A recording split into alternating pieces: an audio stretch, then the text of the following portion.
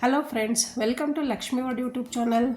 ಇವತ್ತಿನ ರೆಸಿಪಿಯಲ್ಲಿ ಬೀನ್ಸ್ ಎಲ್ಲ ಯಾರ್ಯಾರು ತಿನ್ನಲ್ಲ ಮತ್ತು ಹೆಸರು ಕಾಳು ತಿನ್ನಲ್ಲ ಅಂತ ಯೋಚನೆ ಮಾಡ್ತಾಯಿದ್ರೆ ನಾನು ಇವತ್ತು ಬಸ್ಸಾಂಬಾರು ಮಾಡಿ ತೋರಿಸ್ತಾ ಇದ್ದೀನಿ. ಅಂಥ ಬಸ್ಸಾಂಬಾರು ಮಾಡಿ ನಿಮ್ಮ ಮನೆಯಲ್ಲಿ ಕೊಡಿ, ಊಟನೂ ಖಾಲಿ ಆಗುತ್ತೆ, ಜೊತೆಗೆ ತರಕಾರಿನೂ ಫುಲ್ ನೀವು ಎಷ್ಟಾಗಿ ಕೊಟ್ಟಿರ್ತೀರೋ ಅಷ್ಟು ಖುಷಿಪಟ್ಟು ತಿಂತಾರೆ. ಬನ್ನಿ ಫ್ರೆಂಡ್ಸ್, ವಿಡಿಯೋ ಸ್ಟಾರ್ಟ್ ಮಾಡೋಣ. ಮೊದಲಿಗೆ ನಾನಿಲ್ಲಿ ಒಂದು ಪಾತ್ರೆಯಲ್ಲಿ ಬೀನ್ಸ್ನ ಚಿಕ್ಕದಾಗಿ ಕಟ್ ಮಾಡಿಕೊಂಡು ಸ್ವಲ್ಪ ಹೊತ್ತು ಬೇಯಕ್ಕೆ ಇಡ್ತಾಯಿದ್ದೀನಿ, ಒಂದು 5 ನಿಮಿಷ. ಬೀನ್ಸು ಸ್ವಲ್ಪ ಬೇಯೋಷ್ಟರಲ್ಲಿ ಒಂದು ಖಾರ ರುಬ್ಕೊಬೇಕಾಗುತ್ತೆ. ಒಂದು ಈರುಳ್ಳಿ ಹಾಕ್ಕೊತಾ ಇದ್ದೀನಿ, ಒಂದು ಟೊಮೊಟೊ ಹಣ್ಣು, ಒಂದು ಬೆಳ್ಳುಳ್ಳಿ, ಅರ್ಧ ಸ್ಪೂನಷ್ಟು ಜೀರಿಗೆ, ಸ್ವಲ್ಪ ಮೆಣಸು, 2 ಸ್ಪೂನು ಸಾಂಬಾರು ಪುಡಿ.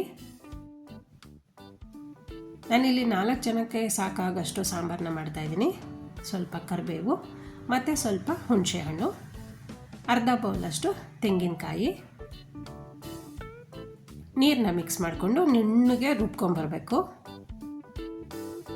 ರುಬ್ಬಿದ್ದಾಗಿದೆ. ಈಗ ಪಕ್ಕದಲ್ಲಿ ಬೀನ್ಸು ಬೇಯಕ್ಕಿಟ್ಟಿದ್ವಲ್ವ, ಅದು ಒಂದು 2 ನಿಮಿಷ ಮಾತ್ರ ಬೇಯಿಸ್ಕೊತಾ ಇದ್ದೀನಿ. 2 ನಿಮಿಷ ಬೆಂದಿರೋ ಅಂಥ ಬೀನ್ಸ್ಗೆ ಹೆಸರು ಕಾಳು ಹಾಕ್ಕೊತಾ ಇದ್ದೀನಿ. ನಾನು ಹೆಸರು ಕಾಳನ್ನ ಸ್ವಲ್ಪ ನೆನೆ ಹಾಕಿ ಮಿಕ್ಸ್ ಮಾಡ್ಕೊಂಡು ಬೇಯಿಸ್ಕೊತಾ ಇದ್ದೀನಿ.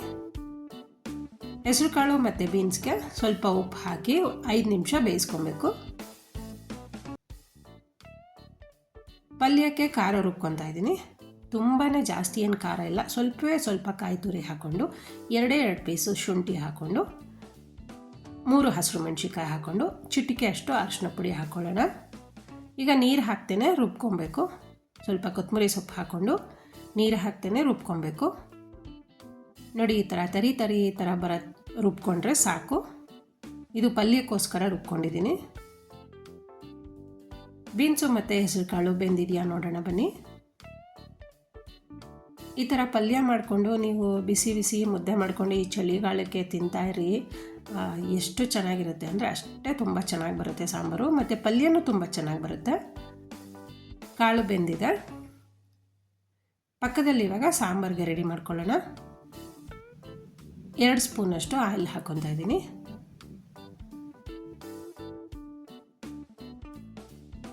ಒಂದು ಅರ್ಧ ಸ್ಪೂನಷ್ಟು ಸಾಸಿವೆ ಹಾಕ್ಕೊಳ್ಳೋಣ.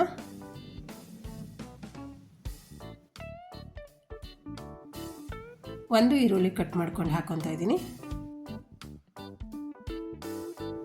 ಸ್ವಲ್ಪ ಕರಿಬೇವು ಹಾಕ್ಕೊಳ್ಳೋಣ.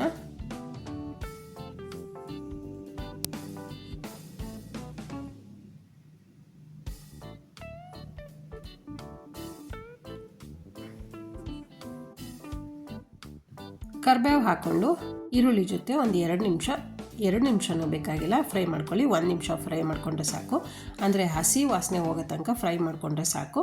ರುಬ್ಬಿರೋಂಥ ಖಾರ ಹಾಕ್ಕೊಳ್ಳೋಣ. ಹಾಗೆಯೇ ಜಾರ್ನಲ್ಲಿ ಸ್ವಲ್ಪ ನೀರು ಹಾಕ್ಕೊಂಡು ಆ ನೀರು ಹಾಕ್ಕೊಳ್ಳೋಣ. ರುಚಿಗೆ ತಕ್ಕಷ್ಟು ಉಪ್ಪು ಹಾಕ್ಕೊತಾ ಇದ್ದೀನಿ. ಕುದಿ ಬರೋದಕ್ಕೆ ಬಿಡಬೇಕು. ಇವಾಗ 1 ಕುದಿ ಬಂದರೆ ಸಾಕು, ಯಾಕಂದರೆ ಹಸಿ ಕಾಯಿನ ರುಬ್ಬಿರೋದ್ರಿಂದ ಕುದಿ ಬರಬೇಕಾಗುತ್ತೆ. ಈಗ ಹೆಸರು ಕಾಳು ಮತ್ತು ಬೀನ್ಸ್ನ ಸೋರಿಸ್ಕೊತಾ ಇದ್ದೀನಿ. ಸಾಂಬಾರಿಗೆ ಮಳ್ತಾ ಇದೆ. ಇವಾಗ ಮಳ್ತಾ ಇರೋ ಅಂಥ ಸಾಂಬಾರಿಗೆ ಆ ಸಪ್ಪೆ ಸಾಂಬಾರು ಇರುತ್ತಲ್ವ, ಆ ಸಪ್ಪೆ ಸಾಂಬಾರನ್ನ ಮಿಕ್ಸ್ ಮಾಡ್ಕೊತಾ ಇದ್ದೀನಿ. ಮಿಕ್ಸ್ ಮಾಡ್ಕೊಂಡು ನೋಡಿ, ಕರೆಕ್ಟಾಗಿ ಬಂದಿದೆ. ನಿಮ್ಗೇನಾದರೂ ಅಕಸ್ಮಾತ್ ಸಾಂಬಾರು ಗಟ್ಟಿ ಅಂತ ಅನ್ಸಿದ್ರೆ, ಸಾಮಾನ್ಯ ಗಟ್ಟಿ ಬರಲ್ಲ ಅದು. ಸಾಂಬಾರು ಕುದಿ ಬಂದಮೇಲೆ ಸ್ವಲ್ಪ ಕೊತ್ತಂಬರಿ ಸೊಪ್ಪು ಹಾಕ್ಕೊತಾ ಇದ್ದೀನಿ. ನೀವು ಇದ್ರ ಜೊತೆಗೆ ಸ್ವಲ್ಪ ಕಾಯಿ ತುರಿನೂ ಬೇಕಾದರೆ ಮಿಕ್ಸ್ ಮಾಡ್ಕೊಬೋದು.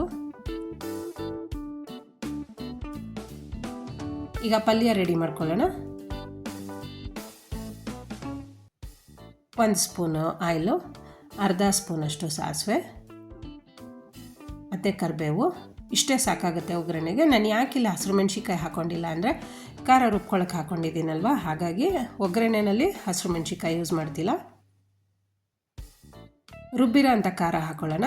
ಆವಾಗಲೇ ನಾವು ಕಾಯಿ, ಹಸಿರು ಮೆಣಸಿನ್ಕಾಯಿ, ಸ್ವಲ್ಪ ಶುಂಠಿ ರುಬ್ಕೊಂಡಲ್ವ, ಅದನ್ನು ಮಿಕ್ಸ್ ಮಾಡ್ಕೊತಾ ಇದ್ದೀನಿ. ಥರನೇ ರುಬ್ಕೊಬೇಕಾಗತ್ತೆ. ನಾವು ಹಸಿ ಕಾಯಿನ ರುಬ್ಬಿರೋದ್ರಿಂದ 2 ನಿಮಿಷ ತನಕ ಫ್ರೈ ಮಾಡ್ಕೊಬೇಕು. ಯಾಕಂದರೆ ತೆಂಗಿನಕಾಯಿದು ಸ್ವಲ್ಪ ಹಸಿ ವಾಸನೆ ಹೋಗಲಿ ಅಂತ. ಈಗ ಸೋಸ್ಕೊಂಡಿಟ್ಟಿರೋ ಹೆಸರು ಕಾಳು ಮತ್ತು ಬೀನ್ಸ್ನ ಮಿಕ್ಸ್ ಮಾಡ್ಕೊಬೇಕು.